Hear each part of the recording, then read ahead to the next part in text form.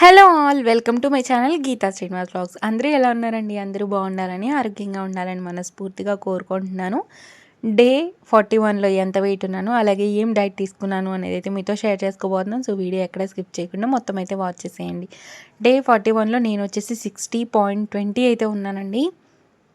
ఈరోజైతే 100 grams weight loss అవ్వడం జరిగిందండి. ఇంక ఈరోజు డైట్ ఏం తీసుకున్నాను అయితే చూసేద్దాము. ఎర్లీ మార్నింగ్ లేవగానే 1 గ్లాస్ ఆఫ్ హాట్ వాటర్ తీసుకున్నాను.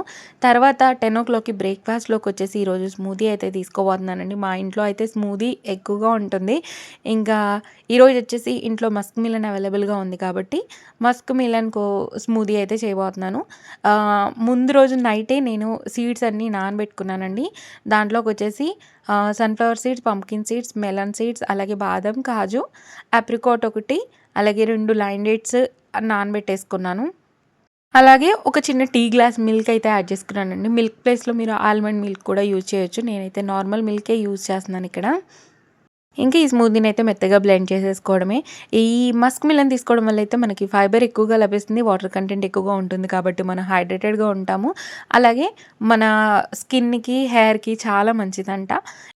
Different types of nuts add చేసుకుంటున్నాం కాబట్టి మన బాడీకి కావాల్సిన గుడ్ ఫ్యాట్స్, అలాగే మన బాడీకి కావాల్సిన విటమిన్స్, మినరల్స్, యాంటీ ఆక్సిడెంట్స్ అన్నీ మంచిగా లభిస్తాయండి. ఫ్రూట్ జ్యూస్ కానీ, ఇలా స్మూతీ కానీ ఎర్లీ మార్నింగ్ తీసుకోవడం వల్ల మన బాడీ మంచిగా అబ్జర్వ్ చేసుకుంటుందనమాట. అంటే ఎంప్టీ స్టమక్‌తో తీసుకుంటాం కాబట్టి బాడీకి మంచిగా అబ్జర్వ్ అవుతుంది. ఇంకా ఈరోజు బ్రేక్ఫాస్ట్లోకి వచ్చేసి మస్క్ మిలన్ స్మూతీ అనమాట. ఒకవేళ ఈ స్మూతీ తీసుకున్న తర్వాత మనకి ఇంకా కనుక ఆకలి వేస్తే ఏదైనా ఒక ఫ్రూట్ కానీ, లేకపోతే ఒక 30 గ్రామ్స్ పూల్ మఖానా కానీ, లేదు అనంటే ఒక గుప్పెడు రోస్టెడ్ చనా కానీ అలా తీసుకోవచ్చు అనమాట. లేదు అనంటే బ్లాక్ కాఫీ, బ్లాక్ టీ కానీ, లేకపోతే నార్మల్ టీ అయినా తీసుకోవచ్చండి. కాకపోతే వితౌట్ షుగర్ తీసుకుంటే అయితే తొందరగా వెయిట్ లాస్‌కి హెల్ప్ అవుతుందనమాట.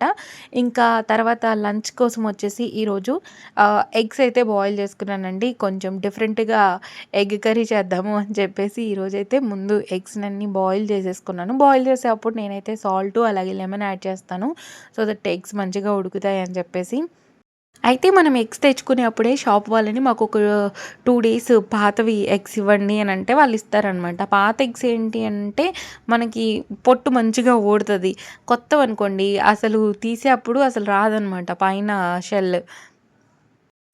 ఇక్కడ నేను ఉడికే అప్పుడు లెమన్ వేసాను కాబట్టి బౌల్ అనేది బ్లాక్‌గా అవ్వలేదనమాట. ఒకవేళ లెమన్ వేయకపోతే మాత్రం బ్లాక్ వచ్చేస్తదండి. తర్వాత వాష్ చేసేటప్పుడు చాలా ఇబ్బందవుతుందనమాట. ఇంక అందుకే అప్పటి నుంచి లెమన్ అయితే వేస్తున్నాను. నాకు ఈ టిప్ ఎప్పుడైతే తెలిసిందో అప్పటి నుంచి. ఇంకా ఎగ్స్ ఒలిచేసుకున్న తర్వాత ఒక 3 ఆనియన్స్‌ని కూడా ఇలా పైన పొట్టు తీసేసుకున్నాను. అలాగే ఒక 2 టొమాటోస్‌ని కూడా పొట్టు తీసేసి పెట్టుకున్నాను.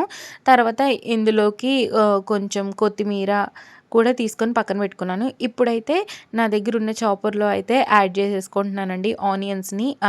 అంటే చాపర్‌లో వేస్తే ఏంటి అనంటే కొంచెం సన్నగా చాప్ చేస్తుంది కదా అని చెప్పేసి చాపర్‌లో అయితే వేసి చాప్ చేసేసుకుంటున్నాను.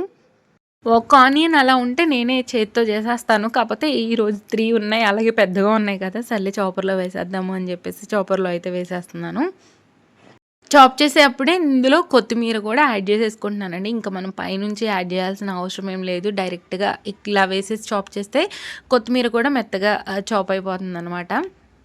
మంచిగా చాపర్ ఉండడం వల్ల బెనిఫిట్ ఏంటి అనంటే చాలా ఫాస్ట్‌గా అయిపోతుందండి కటింగ్ అనేది. ఇంకా ఇందులోనే మనము వెల్లుల్లి రెబ్బల పొట్టు కూడా తీసుకోవచ్చంట. కాకపోతే నేను అదొక్కటే ట్రై చేయలేదండి. ఎప్పుడు ట్రై చేద్దాం అనుకుంటాను. అది అలాగే అయిపోతుందనమాట. ట్రై అయితే చేయట్లేదు. ఇదిగోండి ఆనియన్స్, కొత్తిమీర ఎంత మంచిగా చాప్ అయిపోయాయో చూడండి అసలకి. ఇంక చేత్తో కట్ చేసే పనే లేదు మంచిగా.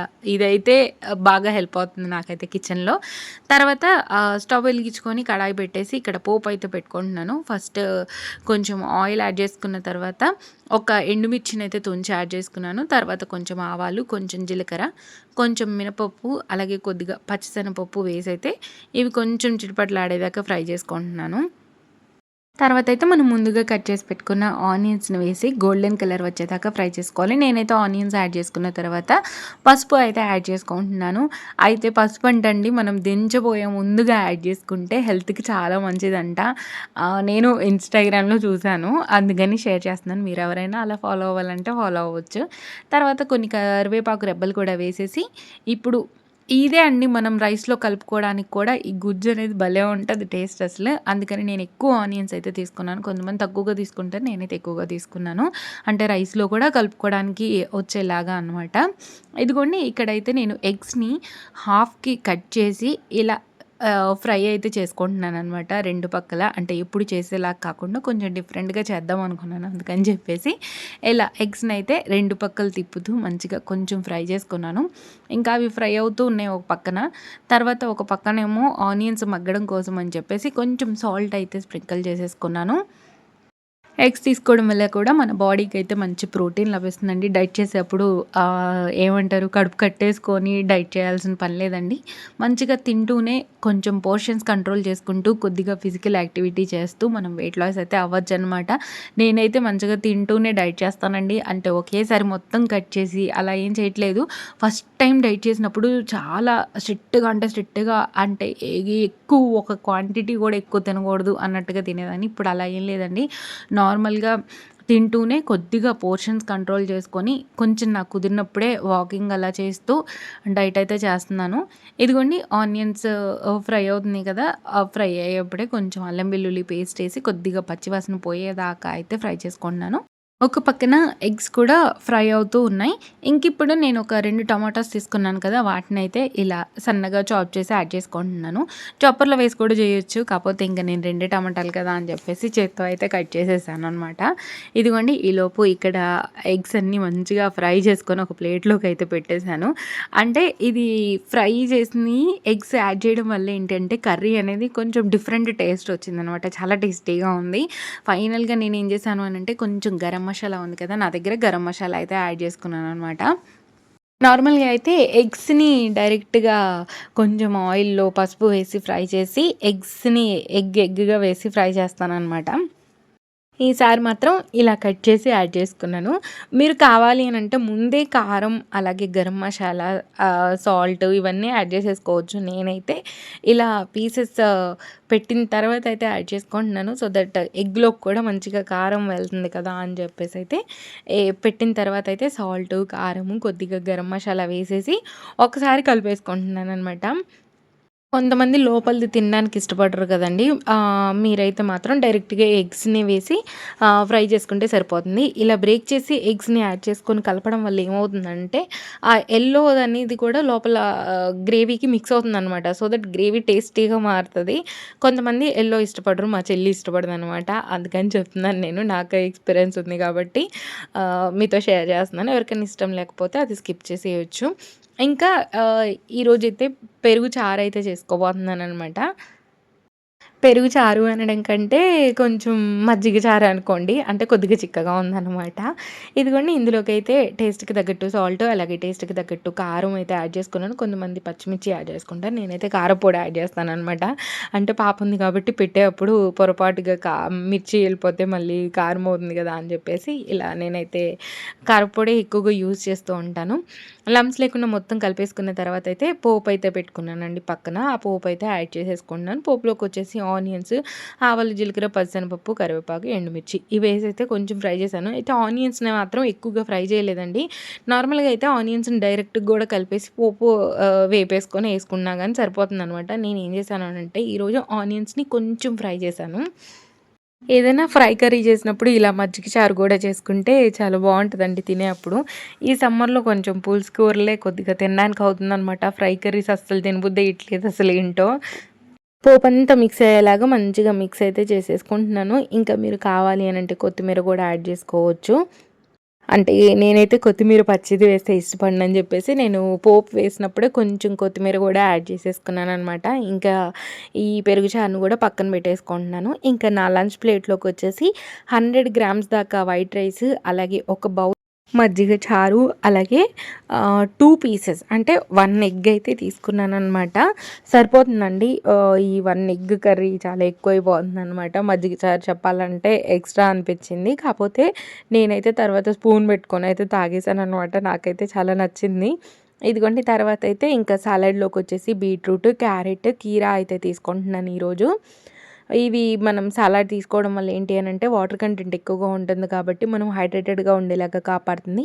అలాగే మన బాడీకి కావాల్సిన ఫైబరు, విటమిన్స్, మినరల్స్ అయితే బాగా లభిస్తాయి. విటమిన్ ఏ కూడా బాగా లభిస్తుంది. ఫైబర్ ఎక్కువగా ఉంటుంది కాబట్టి మనకి కాన్‌స్టిపేషన్ ప్రాబ్లమ్ రాకుండా కాపాడుతుంది. ఎగ్స్ తీసుకున్నాం కాబట్టి మంచి ప్రోటీన్ లభిస్తుంది. అలాగే పెరుగు తీసుకున్నాం కాబట్టి మంచి ప్రోబయోటిక్ అయితే బాడీకి లభిస్తుందనమాట. ఇంక ఈరోజు లంచ్‌లోకొచ్చేసి ఇది. ఎప్పుడైనా డిన్నర్‌ని మనం కొంచెం లైట్‌గా ప్లాన్ చేసుకుంటే సరిపోతుందండి. ఆఫ్టర్‌నూన్ గనక హెవీగా తిన్నట్టయితే ఇదిగోండి ఇక్కడైతే నేను వాటర్ మిలన్ జ్యూస్ అయితే రెడీ చేస్తున్నాను. ఈరోజు వాటర్ మిలన్ జ్యూస్‌కైతే వాటర్ మిలన్‌ని హాఫ్‌గా కట్ చేసి అందులో ఉన్న వాటర్ మిలన్ అంతా తీసేసానండి. అంటే రెడ్ కలర్ పోర్షన్ అంతా తీసేసి దాన్నైతే జ్యూస్‌గా రెడీ చేసేసాను. ఇప్పుడు ఇందులోకైతే కొన్ని పుదీనా ఆకులు, అలాగే కొంచెం చియా సీడ్స్ అయితే యాడ్ చేసుకొని పైనుంచి కొంచెం పుదీనా రెబ్బలు అయితే పెట్టేసి డెకరేట్ అయితే చేసుకుంటున్నాను. అసలు తాగేప్పుడు ఎంత బాగా అనిపించిందో నాకైతే అసలకి. రోజు ఒకేలా కాకుండా ఈరోజైతే కొంచెం వాటర్ మిలన్ జ్యూస్‌ని ఇలా అయితే రెడీ చేసుకున్నాననమాట. అంటే ఒకేలాగా తాగితే ఒకే ఫీల్ ఉంటది కదండీ! ఇలా కొంచెం డిఫరెంట్‌గా ట్రై చేస్తానంటే డిఫరెంట్ ఫీల్ వస్తదనమాట. వాటర్ మిలన్ ఎక్కువగా వాటర్ కంటెంట్ ఉంటుంది కాబట్టి మనం హైడ్రేటెడ్‌గా ఉండడానికి హెల్ప్ చేస్తుంది. ఇదిగోండి ఇక్కడ ఇంకా వాటర్ మిలన్ జ్యూస్ అయితే రెడీ అయిపోయింది. అసలు యాక్చువల్‌గా షార్ట్ కోసం అని చెప్పేసి ఇలా డెకరేట్ చేసి తర్వాత గ్లాస్‌లోకైతే సర్వ్ చేసేసుకుంటున్నాను. ఇంక ఈరోజు నైట్ డిన్నర్‌లోకైతే ఎలాంటి ఫుడ్ అయితే తీసుకోలేదండి. ఆఫ్టర్‌నూన్ హెవీగా తిన్నాను కాబట్టి ఇది 1 glass of water melon juice అయితే తీసుకున్నాను. ఇంకా తర్వాత మా పాపకైతే కేక్ అయితే చేశాననమాట. Chocolate cake. తన ఇంట్లో అన్నీ అవైలబుల్‌గా ఉన్నాయి. చెయ్యి చెయ్యి నాకు కేక్ కావాలి అని అడుగుతుంటే ఇంక సర్లే ఇంట్లోనే చేస్తానమ్మా అని చెప్పి ఇంట్లోనే చేశాననమాట. రెసిపీ అయితే ఏం షూట్ చేయలేదండి. నార్మల్‌గా ఏం కేక్ చేశానో అయితే మీతో షేర్ చేస్తున్నాను. హోప్ మీకు ఈరోజు వ్లాగ్ నచ్చింది అనుకుంటున్నాను. నచ్చితే లైక్, షేర్, కామెంట్‌తో పాటు సబ్స్క్రైబ్ చేసుకొని పక్కనున్న బెల్ రింగ్ చేయడం మాత్రం మర్చిపోవద్దు. అలాగే ఎవరైతే నాకు సపోర్ట్ చేస్తున్నారో మీ అందరికీ థ్యాంక్ యూ సో మచ్ అండి. ఇంకా డే 42 వెయిట్ లాస్ జర్నీతో అయితే మళ్ళీ మీ ముందుకు వచ్చేస్తాను. Thank you so much for watching this full video. Bye అండి. బాయ్. నెక్స్ట్ వీడియోతో మళ్ళీ మీ ముందుకు వచ్చేస్తాను.